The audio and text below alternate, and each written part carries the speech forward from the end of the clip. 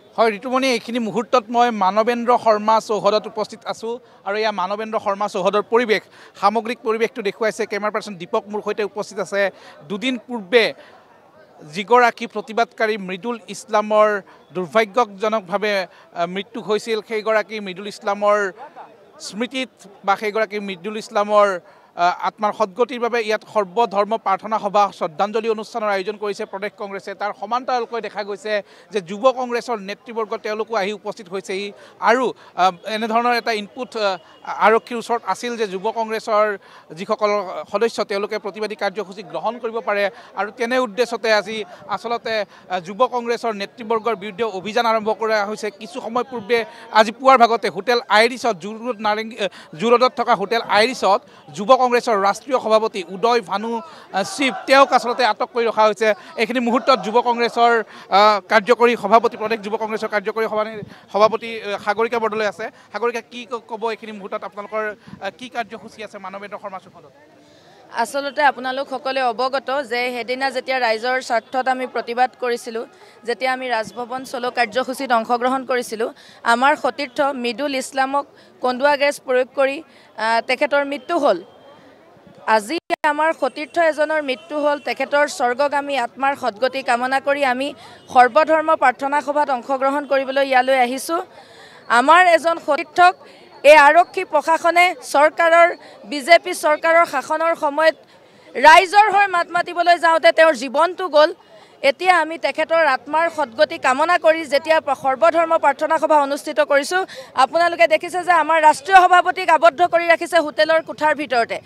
এজন যেতিয়া দলৰ সতীৰ্থৰ মৃত্যু হ'ব, কি সেই প্ৰাৰ্থনা সভাত অংশগ্ৰহণ কৰিবলৈ অহাটো ৰাষ্ট্ৰীয় সভাপতিজনৰ ভুল নেকি যে তেওঁক হোটেলত এনেধৰণে ঘেৰাও কৰি ৰাখিছে? ইয়াত দেখিছে ইমান আৰক্ষী আনি আমাৰ কি, আমি গণতান্ত্ৰিক দেশৰ নাগৰিক হয়নে নহয়? আজি নিজৰ ওপৰত সন্দেহ উপজিছে। গণতন্ত্ৰৰ ভাষা বুজি নোপোৱা এই বিজেপি চৰকাৰখনে বাৰে প্ৰতি তেওঁলোকে এইবিলাক অত্যাচাৰেই কৰি আছে। যেতিয়া আমি ৰাইজৰ স্বাৰ্থত মাত মাতোঁ তেতিয়া তেওঁলোকে আমাৰ ওপৰত যি অত্যাচাৰ কৰে, আমাৰ ওপৰত যি কৰে, দেখিছে যে সেইদিনাখন কেৱল যে মানে আমাৰ কংগ্ৰেছৰ কৰ্মীসকলেই যে কন্দুৱা গেছৰ ফলত তেওঁলোকৰে ক্ষতি হৈছে এনে নহয়, বহু সংবাদকৰ্মীৰো গণতন্ত্ৰৰ চতুৰ্থ স্তম্ভয়ো এই চৰকাৰখনৰ শাসনৰ সময়ত ৰক্ষা পোৱা নাই।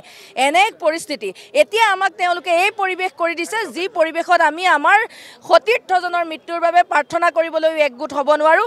আমি সকীয়াই দিব বিচাৰোঁ ইয়াৰ পৰাই যে যুৱ কংগ্ৰেছৰ ওপৰত আপোনালোকে যিমান এই শক্তি প্ৰয়োগ নকৰক কিয়, আমি আমাৰ দেহৰ এক টোপাল তেজ থকালৈকে অসমৰ ৰাইজৰ সমস্যাসমূহৰ হৈ মাত মাতি যাম।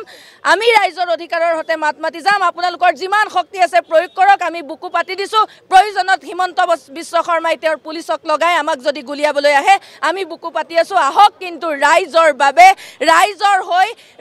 বাবে মাত মাতিবলৈ আমাৰ যি কণ্ঠ, এই কণ্ঠ কেতিয়াও ৰুদ্ধ কৰিব নোৱাৰে। সাগৰিকা বৰদলৈ, আমি কথা পাতিম, আৰু আছে কেইবাগৰাকী নেত্ৰী। মই যদি সম্ভৱ হয় মীৰা বৰঠাকুৰ বাইদেউ আছে, ঠিক সেইদৰে ৰিপুণ বৰা ডাঙৰীয়া আহি উপস্থিত হৈছেহি, কেইবাগৰাকীও জ্যেষ্ঠ নেতা উপস্থিত হৈছে। আমি কথা পাতিম পৰ্যায়ক্ৰমে। সামগ্ৰিক পৰিৱেশটো দেখুৱাইছোঁ আৰু এই সামগ্ৰিক পৰিৱেশৰ মাজতে দেখিছে যে ৰাজ্যৰ ভিন্ন প্ৰান্তৰ পৰা অহা যিসকল যুৱ কংগ্ৰেছী, প্ৰদেশ কংগ্ৰেছৰ যিসকল আচলতে সদস্য, তেওঁলোকে আহি সমবেত হৈছে আৰু তেওঁলোকে সমবেত হৈ মৃদুল ইছলামৰ প্ৰতি শ্ৰদ্ধাঞ্জলি জ্ঞাপন কৰিব। তাৰ সমান্তৰালকৈ সৰ্বধৰ্ম প্ৰাৰ্থনা সভাত অংশ ল'ব আৰু আৰক্ষীয়ে যথেষ্টখিনি সচেতনতা গ্ৰহণ কৰিছে। আজি যাতে কোনো ধৰণৰ উত্তেজনাময় পৰিৱেশৰ সৃষ্টি নহয় তাৰ বাবে ব্যৱস্থা গ্ৰহণ কৰিছে। ৰিপুণ বৰা যদি আছে, সম্ভৱ হয় যদি ৰিপুণ বৰাৰ সৈতে কথা পাতিম। তাৰ সমান্তৰালকৈ আমি মীৰা বৰঠাকুৰ বাইদেউ আছে, মীৰা বৰঠাকুৰ বাইদেউৰ ওচৰলৈকে যাম। প্ৰদেশ মহিলা কংগ্ৰেছৰ সভানেত্ৰী মীৰা বৰঠাকুৰৰ ওচৰলৈকেও আমি যাম।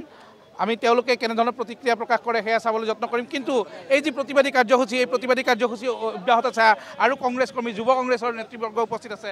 কি ক'ব খোজে আজি এই কাৰ্যসূচীৰ বিষয়ে? হয়, ইতিমধ্যে আপোনালোকে গম পাইছে অসম প্ৰদেশ কংগ্ৰেছ কমিটিৰ উদ্যোগত যোৱা পৰহি যি প্ৰতিবাদী কাৰ্যসূচী হৈছিল, তাত আমাৰ এজন নিষ্ঠাবান কংগ্ৰেছ কৰ্মীয়ে প্ৰাণ হেৰুৱাইছে। তেনেকুৱা স্থলত আজি আমি অসম প্ৰদেশ যুৱ কংগ্ৰেছে আমি কাৰ্যসূচী ৰাখিছিলোঁ যে তেওঁৰ কাৰণে আমি ইয়াত মৌন প্ৰাৰ্থনা কৰিম, তেওঁৰ কাৰণে আমি ইয়াত শ্ৰদ্ধাঞ্জলি জনাম আৰু এখন আমি মেমৰেণ্ডাম পঠাম, এইটো আমাৰ আছিলে। কিন্তু তেওঁলোকে আমাক অসম আৰক্ষীয়ে ইমান অত্যাচাৰ, এই বিজেপি শাসনাধীষ্ঠ চৰকাৰখনক অসম আৰক্ষীৰ যি প্ৰশাসনৰ যি ভূমিকা, এয়া কিন্তু অত্যন্ত লজ্জাজনক। আচলতে আমি কি ক'ম, আমাৰ গণতান্ত্ৰিক অধিকাৰ আজি খৰ্ব কৰা হৈছে। আপোনালোকৰ ৰাষ্ট্ৰীয় নেতাগৰাকীক আবদ্ধ কৰি ৰাখিছে হোটেলত, আপোনালোকৰ যিগৰাকী যুৱ কংগ্ৰেছৰ ৰাজ্যিক সভাপতি তেওঁ প্ৰদেশ যুৱ কংগ্ৰেছৰ সভাপতি তেওঁ বৰ্তমান ক'ত আছে তেওঁ বৰ্তমান আছে কিন্তু আমাৰ নিখিল ভাৰত কংগ্ৰেছ কমিটিৰ যি সন্মানীয় সভাপতি তেওঁ কালি আহি উপস্থিত হৈছিল যি মৃতকৰ ঘৰ যি আমাৰ অধিবক্তা মৃদুল ইছলাম ডাঙৰীয়াৰ সেইদিনাখন আৰক্ষী বৰ্বৰ অত্যাচাৰৰ ফলত মৃত্যুবৰণ কৰিলে তেওঁৰ কাৰণে তেওঁ সুখ সন্তপ্ত পৰিয়ালবৰ্গৰ কাষত থিয় দি এষাৰ মাত মাতিবলৈ আহিছিল কিন্তু তেওঁক আজি হোটেলত আবদ্ধ কৰি ৰখা হৈছে হোটেলৰ ভিতৰত তেওঁক গ্ৰেপ্তাৰ কৰা হৈছে হোটেলৰ বাহিৰত বেৰিকেড লগাই দিয়া হৈছে আৰক্ষী ৰখি আছে প্ৰশাসন ৰখি আছে কিয় ইমান হাৰাশাস্তি কিয় এইখন চৰকাৰৰ সময় যদি আমাৰ যদি প্ৰতিবাদ কৰা অধিকাৰ আমাৰ মুখৰ যদি মাতখাৰ কাঢ়িলে আমি কেনেকৈ কৰিম ধন্যবাদ জনাইছোঁ আচলতে দিছপুৰৰ চৌপাশে জনতা ভৱনৰ চৌপাশে নিৰাপত্তা বেষ্টনী কটকটীয়া কৰি তোলা হৈছে আৰক্ষী নিৰাপত্তাৰ ৰক্ষীয়ে গিজগিজাই আছে যাতে যুৱ কংগ্ৰেছৰ যিসকল সদস্য তেওঁলোকে আজি কোনো ধৰণৰ প্ৰতিবাদী কাৰ্যসূচী গ্ৰহণ কৰিব নোৱাৰে তাৰ বাবে তেওঁলোকে সেই ব্যৱস্থা গ্ৰহণ কৰিছে তাৰ সমান্তৰালকৈ যুৱ কংগ্ৰেছৰ নেতৃবৰ্গ প্ৰদেশ কংগ্ৰেছৰ বিভিন্ন স্থানৰ পৰা অহা যিসকল সদস্য তেওঁলোকে মানৱেন্দ্ৰ শৰ্মা চৌহদত উপস্থিত হৈছে কিছু সময় পিছতে প্ৰতিবাদী যি কাৰ্যসূচী প্ৰতিবাদী কাৰ্যসূচীত অংশ ল'ব তেওঁলোকে সৰ্বধৰ্ম প্ৰাৰ্থনা সভাত অংশ ল'ব এইখিনি মুহূৰ্তত অসম মহিলা কংগ্ৰেছৰ সভানেত্ৰী মীৰা বৰঠাকুৰ বাইদেউৰ ওচৰলৈ আহিছে বাইদেউ কি ক'ব বিচাৰে কেনেধৰণে আগবাঢ়িছে চাওক এটা কথা হিমন্ত বিশ্ব শৰ্মাই পুলিচ বাহিনী লগাই দমনমূলক নীতিৰে যিটো ভয় খুৱাই প্ৰতিবাদ নস্যাৎ কৰিব বিচাৰিছে আজি আমি দেখুৱাই দিলোঁ যে অসমৰ তৃণমূলৰ প্ৰতিজন যুৱক মহিলা কৰ্মীয়ে হিমন্ত বিশ্ব শৰ্মাৰ পুলিচৰ কন্দুৱা গেছক ভয় নকৰে বুলেটক ভয় নকৰে পুলিচৰ ৰঙা চকুক ভয় নকৰে আমি গণতন্ত্ৰক বিশ্বাস কৰোঁ সংবিধানক বিশ্বাস কৰোঁ আমাক সংবিধানে এইটো ক্ষমতা দিছে অধিকাৰ দিছে যে আমাৰ যেতিয়া ন্যায্য প্ৰাপ্যত আঘাত হ'ব আমি প্ৰতিবাদ কৰাৰ আমাৰ অধিকাৰ দিছে আজি স্মাৰ্ট মিটাৰৰ কথাটো পুলিচৰ ৰঙা চকু দেখুৱাই বন্ধ কৰিব নোৱাৰিব দৈনিক ধাৰত অসম ককবকাবলগীয়া অৱস্থা হৈছে তেওঁ পুলিচ মোতায়েন কৰি বেৰিকেড লগাই ধাৰ লৈ আমাক কংকাল এখন অসমলৈ লৈ যাব এই কথা তেওঁ কেতিয়াও আমাক মানে পহাৰাব নোৱাৰিব হিমন্ত বিশ্ব শৰ্মাই যদি ভাবিছে যে হাউচ এৰেষ্ট কৰাই মানুহৰ পৰা মোবাইল কাহিনী হিমন্ত বিশ্ব শৰ্মাই যদি ভীতিগ্ৰস্ত কৰিব ভাবিছে মৃদুলে প্ৰাণ দিয়াৰ পিছতো হাজাৰ মানুহ ওলাই আহিছে বুলেটলে কন্দুৱা গেছলৈ ভয় নকৰে সেইকাৰণে হিমন্ত বিশ্ব শৰ্মাক কৈছোঁ ৰাজধৰ্ম পালন কৰক ভয় আৰু ভীতিগ্ৰস্ত নকৰিব অসম পুলিচ আপোনাৰ নহয় সেইদিনাখনেই তেওঁৰ নিজৰ নৈতিক দায়িত্বৰ পৰা মানে ফালৰি কাটিছে যিদিনাখনেই তেওঁ কৈছে ঐ ডিচি ঐ মোৰ পুলিচ ঐ সাংবাদিক তহঁতে বাতৰি পৰিৱেশন কৰিলে তোৰ মালিকক কৈ দিম সেইদিনাখনেই অসমৰ গণতন্ত্ৰক হত্যা কৰা হৈছে সংবিধানক শপত খাই যিজন মুখ্যমন্ত্ৰীয়ে দায়িত্ব লৈছে তেওঁ নিজৰ নৈতিক দায়িত্ব পাহৰি গৈছে আমাৰ প্ৰতিবাদ চলি থাকিব যেতিয়ালৈকে এই 23 লাখ মানুহৰ ঘৰত জোৰ জবৰদস্তি স্মাৰ্ট মিটাৰ লগালে কিন্তু সেই স্মাৰ্ট মিটাৰ প্ৰত্যাহাৰ নকৰা পৰ্যন্ত সংবিধানক যেতিয়ালৈকে নস্যাৎ তেওঁলোকে কৰি থাকিব তেতিয়ালৈকে আমি এই প্ৰতিবাদ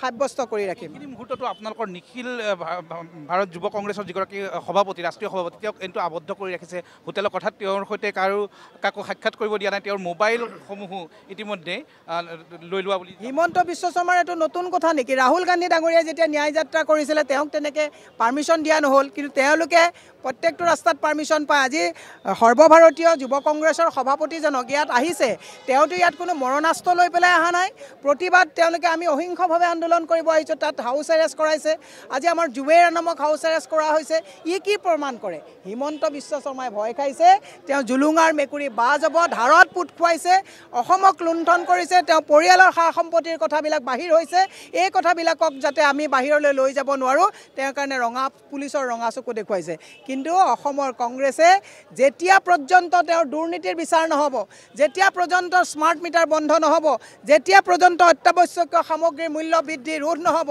যেতিয়ালৈকে অসমীয়া মাধ্যমিকৰ বিদ্যালয়বিলাকক পুনৰ উত্থান কৰা নহ'ব তেতিয়ালৈকে আমাৰ প্ৰতিবাদ চলি থাকিব সামগ্ৰিক পৰিৱেশটো দেখুৱাইছোঁ কেমেৰা পাৰ্চন দীপকৰ সৈতে এয়া চাওক যুৱ কংগ্ৰেছৰ যিসকল কৰ্মী তেওঁলোক আহিছে প্ৰদেশ কংগ্ৰেছৰ বিভিন্ন স্থানৰ পৰা অহা যিসকল কৰ্মী তেওঁলোক আহিছে তাৰ সমান্তৰালকৈ মানৱেন্দ্ৰ শৰ্মা চৌহদৰ বাহিৰত কিন্তু আৰক্ষী নিৰাপত্তা আৰক্ষী ইতিমধ্যে মোতায়েন কৰা হৈছে যাতে প্ৰতিবাদকাৰী বা ইয়াত যিসকল কংগ্ৰেছ কৰ্মী আহি সমবেত হৈছে তেওঁলোকে যাতে কোনো কাৰণতে বাহিৰলৈ ওলাই আহিব নোৱাৰে তাৰ ব্যৱস্থা ইতিমধ্যে কটকটীয়া কৰিবৰ কাৰণে আৰক্ষী প্ৰশাসনে ব্যৱস্থা গ্ৰহণ কৰিছে সামগ্ৰিক দৃশ্যাৱলী দেখুৱাইছোঁ বাহিৰে ভিতৰে এইদৰে এইখিনি মুহূৰ্তত আচলতে আৰক্ষী মোতায়েন কৰা হৈছে আৰক্ষীয়ে যথেষ্টখিনি সচেষ্ট সচেতন হৈ আছে প্ৰতিবাদকাৰীসকলে যাতে কোনো ধৰণে ৰাজপথলৈ ওলাই আহিব নোৱাৰে। দিছপুৰত ইতিমধ্যে প্ৰতিবাদী কাৰ্যসূচী নিষিদ্ধ ঘোষণা কৰা হৈছে। দিছপুৰ এলেকাৰ 1 কিলোমিটাৰ পৰ্যন্ত ব্যাসাৰ্ধৰ ভিতৰত কোনো ধৰণৰ প্ৰতিবাদী কাৰ্যসূচী যাতে কৰিব নোৱাৰে তাৰ সম্পৰ্কে ইতিমধ্যে নিৰ্দেশনা জাৰি কৰা হৈছে।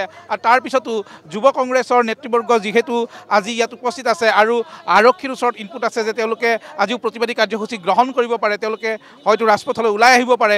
গতিকে ৰাজপথলৈ যাতে যুৱ কংগ্ৰেছৰ নেতৃবৰ্গ বা প্ৰদেশ কংগ্ৰেছৰ যিসকল সদস্যই আহি ইয়াতে সমবেত হৈছে তেওঁলোকে যাতে কোনো কাৰণতে ওলাই আহিব নোৱাৰে তাৰ কাৰণে ব্যৱস্থা গ্ৰহণ কৰিছে আৰক্ষী। নিৰাপত্তাৰক্ষীৰে গিজগিজাই আছে মানৱেন্দ্ৰ শৰ্মা চৌহদ। আৰু তাৰ মাজতো কিন্তু বিভিন্ন স্থানৰ পৰা প্ৰতিবাদকাৰীসকল বা কংগ্ৰেছ কৰ্মীসকল আহি আছে।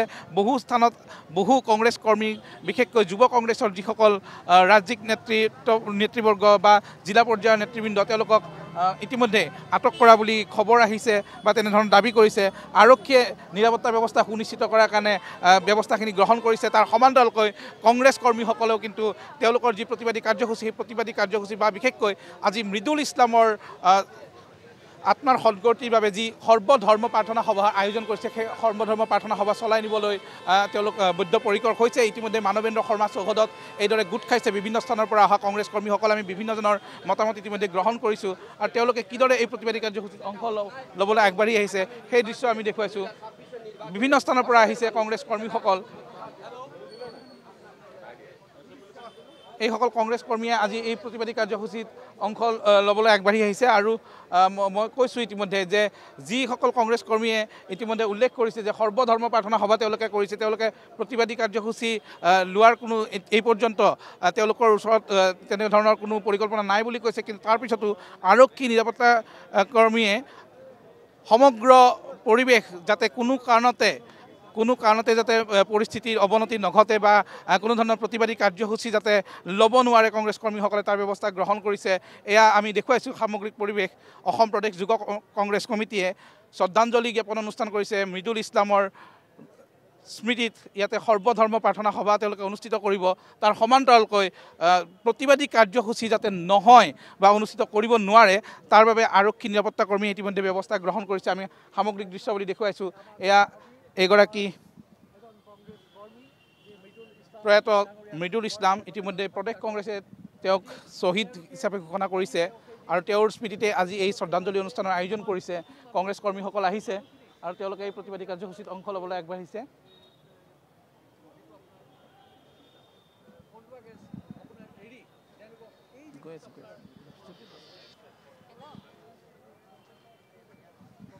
আৰু এয়া মানৱেন্দ্ৰ শৰ্মা চৌহদৰ পৰা আমাক সামগ্ৰিক পৰিৱেশ দেখুৱালে সাংবাদিক অমৰেন্দ্ৰ ডেকাই। তেওঁৰ সৈতে আমি পৰৱৰ্তী সময়ছোৱাতো সংযুক্ত হ'ম। তেওঁৰ দ্বাৰা আমি পৰিৱেশ চাই যাম। যিহেতু খন্তেক সময়ৰ পাছতেই মৃদুল ইছলামৰ আত্মাৰ চিৰশান্তি কামনাৰে শেষ শ্ৰদ্ধাঞ্জলি জ্ঞাপন কৰিব। মৃদুল ইছলামৰ মৃত্যুৰ ঘটনাৰ তদন্তৰ দাবী জনাইছে। আচলতে যথেষ্ট ক্ষুব্ধ হৈ পৰিছে কংগ্ৰেছ নেতৃত্ব। কংগ্ৰেছ নেত্ৰী মীৰা বৰঠাকুৰগৈ উপস্থিত হৈছে, লগতে কেইবাগৰাকীও কংগ্ৰেছ নেতা কৰ্মী উপস্থিত থকা দেখিবলৈ পোৱা গৈছে। আৰু যাতে প্ৰতিবাদ সাব্যস্ত কৰিব নোৱাৰে প্ৰদেশ কংগ্ৰেছে, কোনো ধৰণৰ যাতে অবৰণীয় কোনো ধৰণৰ যাতে অপ্ৰীতিকৰ পৰিৱেশৰ সৃষ্টি নহয় তাৰ বাবে এনেদৰে দেখিবলৈ পোৱা গৈছে প্ৰশাসনে অৰ্ধসামৰিক বাহিনী তথা আৰক্ষী মোতায়েন কৰিছে। আৰু আমি আপোনালোকক দৃশ্যাৱলী দেখুৱাই আছোঁ। কংগ্ৰেছৰ প্ৰতিবাদী কাৰ্যসূচী ব্যৰ্থ কৰিবলৈ সষ্টম হৈ উঠিছে প্ৰশাসন। অৰ্ধসামৰিক বাহিনী মোতায়েন কৰা হৈছে, আৰক্ষী মোতায়েন কৰা হৈছে। বৃহৎ পৰিমাণৰ সেনা আৰক্ষী মোতায়েনেৰে দিছপুৰত এতিয়া ৰণক্ষেত্ৰ সদৃশ পৰিৱেশ পৰিলক্ষিত হৈছে। যিহেতু আৰক্ষী নিৰ্যাতনৰ প্ৰতিবাদত প্ৰদেশ কংগ্ৰেছে জনতা ভৱন ঘেৰাও কাৰ্যসূচী ৰূপায়ণ কৰিব খন্তেক সময়ৰ পাছতে। আৰু সভাপতি ভূপেন কুমাৰ বৰাৰ নেতৃত্বত দুটাকৈ দল ইতিমধ্যে ৰাওনা হৈছে। বহুকেইজন কংগ্ৰেছ নেতৃত্বক দেখা পোৱা গৈছে। APCCৰ সভাপতি ভূপেন কুমাৰ বৰাৰ নেতৃত্বত মানৱেন্দ্ৰ শৰ্মা কমপ্লেক্স আৰু ৰাজীৱ ভৱনৰ পৰা কংগ্ৰেছৰ দুটা দলে সমদল কৰি জনতা ভৱনলৈ ৰাওনা হ'ব। আৰু কংগ্ৰেছৰ প্ৰতিবাদী কাৰ্যসূচী ইতিমধ্যে ব্যৰ্থ কৰিবলৈ আৰক্ষী প্ৰশাসন সষ্টম হৈ উঠিছে। আপোনালোকক আমি সেয়া দৃশ্য দেখুৱাইছোঁ। অৰ্ধসামৰিক বাহিনীৰ লগতে আৰক্ষীও মোতায়েন কৰা হৈছে। জনতা ভৱনৰ চৌদিশে এতিয়া বৃহৎ পৰিমাণৰ সেনা আৰক্ষী মোতায়েন কৰা হৈছে। এই সন্দৰ্ভত আমালৈ এক মন্তব্য আহিছে ৰিপুণ বৰাৰ। আমি আপোনালোকক ৰিপুণ বৰাৰ মন্তব্য এই মুহূৰ্তত শুনাব বিচাৰিছোঁ। ভীতিগ্ৰস্ত হৈছে কংগ্ৰেছৰ জনপ্ৰিয়তাত যে তেওঁলোকে ৰাতি ৩টা বজাতে অল ইণ্ডিয়া ইউথ প্ৰেচিডেণ্ট থকা হোটেল ঘেৰাও কৰি তেওঁক তাত ডিটেইন কৰি ৰাখিছে। এইটো সম্পূৰ্ণৰূপে ডেমক্ৰেচিক হত্যা কৰা হৈছে আৰু কোনো হিটলাৰী শাসনকো চেৰাই গৈছে। হিমন্ত বিশ্ব শৰ্মা চৰকাৰে অসমত আৰু মোদী চৰকাৰে সমগ্ৰ ভাৰতবৰ্ষত আমি খুব কণ্ডেম কৰিছোঁ, কাৰণ মানুহৰ গণতান্ত্ৰিক অধিকাৰ নোহোৱা কৰি পেলাইছে এই চৰকাৰখনে। আৰু আজি ইয়াত শ্বহীদ জনাৰ প্ৰতি আমাৰ শ্ৰদ্ধাঞ্জলি জনোৱা অনুষ্ঠান, ইয়াততো কোনো ধৰণৰ তেনেকুৱা কথা নাই। ইয়াত ইমান পুলিচৰ মোতায়েন কি কাৰণ ইয়াত পুলিচৰ মোতায়েন কিহৰ কাৰণে? গতিকে এই চৰকাৰটোৰ তেওঁলোকৰ দিন যে চমু চাপি আহিছে তেওঁলোকে গম পাইছে, আৰু গম পাই সেইকাৰণে তেওঁলোক এতিয়া ভীতিগ্ৰস্ত।